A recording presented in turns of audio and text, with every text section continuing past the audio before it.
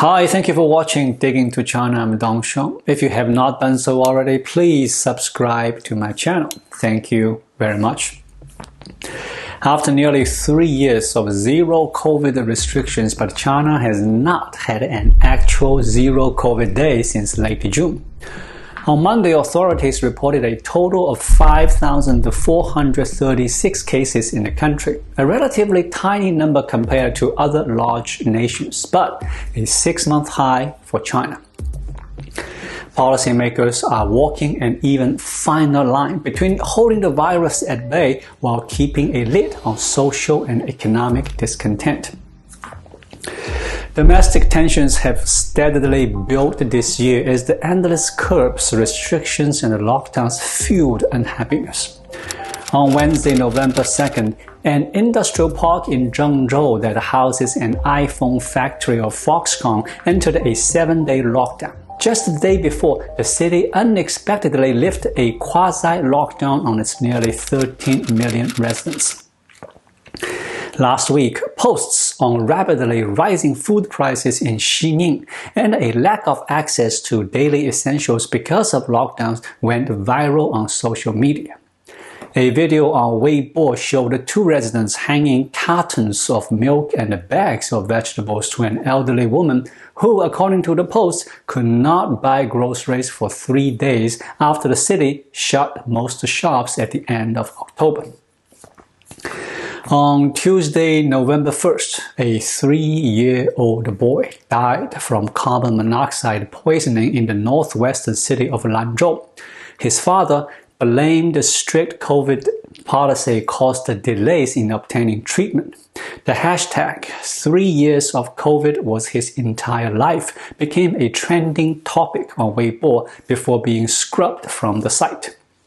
On Friday, the city of Ordos in the Chinese region of Inner Mongolia said it will draw lessons from the recent problems uncovered in pandemic prevention in some places in China.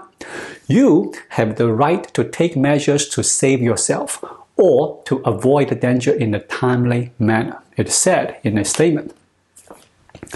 On economic front, China's exports to the rest of the world shrank unexpectedly in October. Global trade is in sharp retreat as consumers and businesses cut back spending in response to central banks' aggressive moves to tame inflation. The sharp pullback in demand for made-in-China goods abroad removes a key pillar for growth at a time when China's economy really needed. On one hand, Chinese health officials said that last Saturday that China would stick to its tough COVID prevention strategy. On the other hand, Chinese leaders are considering steps toward reopening. But the process will be slow and cautious. It will be a long path to anything approaching pre-pandemic levels of activity. The timeline could stretch to sometime near the end of next year, according to people familiar with the discussions. Financial markets around the world are looking for any sign that China would begin easing its zero-COVID policies. The 20th CCP Congress last month had once been viewed as a potential turning point in its battle against COVID-19, but little has changed. Beijing has relaxed a little bit on border controls for inbound travelers from abroad. Beijing is likely to further cut the number of hotel quarantine days requiring of incoming travelers by early next year. Domestically, officials have informed the retail businesses that the frequency of PCR testing could be reduced as soon as this month, in part because of the high cost of mass testing. The people said the government is planning to reduce the thousands of PCR testing stations that have been set up across the country as part of the campaign to institutionalize testing. Cost is the primary reason. However, in the short term, nothing will change. Many of the measures will remain. Beijing will still move aggressively to stamp out even small outbreaks through mass testing and lockdowns. People will still need to use health codes on their phones to access public spaces. And the travelers entering the country will face quarantines and rounds of COVID-19 tests. The appearance of new variants under-equipped the public healthcare system and the upcoming winter season has left authorities worried. If there is a surge in COVID-19 infections, hospital admissions and death could further undermine confidence in the ruling Communist Party's legitimacy.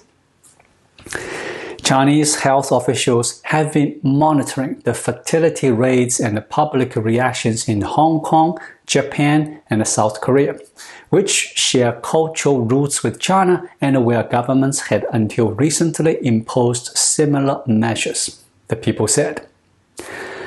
Chinese health advisors have outlined potential exit strategies that opening up hinges on improved vaccination rates, increased access to antiviral, and greater capacity at hospitals. Yet, progress in these areas has been slow, with mixed messages from government officials. Some experts have flagged boosting ICU capacity as key to China being able to normalize, but there has been nothing said publicly about bolstering the acute care. While China has approved Pfizer's COVID antiviral pill, it hasn't permitted foreign-made mRNA vaccines shown to have higher efficacy rates than its homegrown inactivated shots. In recent months, Chinese officials have maintained close contact with the World Health Organization, focusing on the alert level. The WHO's emergency committee meets once every 3 months to assess whether the pandemic still constitutes a public health emergency of international concerns. A WHO shift in declaration would give China more wiggle room for policy changes. Beijing could start to push for more aggressive easing measures and adjust the domestic narrative on COVID-19. Beijing could declare victory in containing the virus, according to people familiar with the matter. One plan under consideration in Beijing would be to begin treating COVID-19 as a Class B infectious disease following any change in the WHO's designation. China has been treating it as a Class A disease, which calls for stricter public health measures.